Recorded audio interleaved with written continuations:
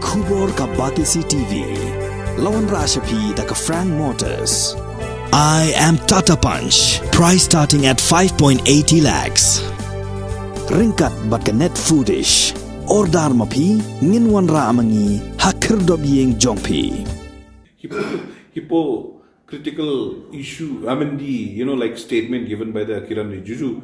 President Joga Nationalist Congress Party Meghalaya State Unit Saleng Sangma Kynthoh teng yo Menteri ke Sarkar Pedeng Kiren Rijiju dagbaong baka Jingkren jung dangshen baka jela Meghalaya ka don kamban yo kambon ki MLA naga party BJP ban penurlong ya ka jingdawa innerline permit kadai ka syukran Arsap.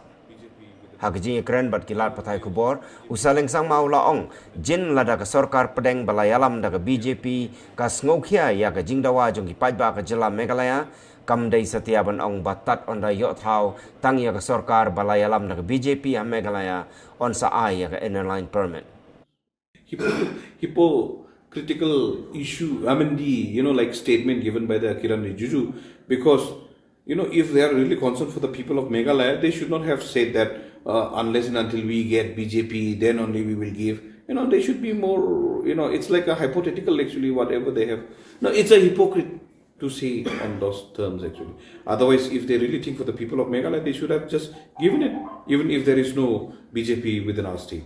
Now there is a 2 BJP who has been the cabinet minister, and then moreover they are with the MD even now also. So they can say that one. I think it's a hype, So why would I need to have the different answer for that one?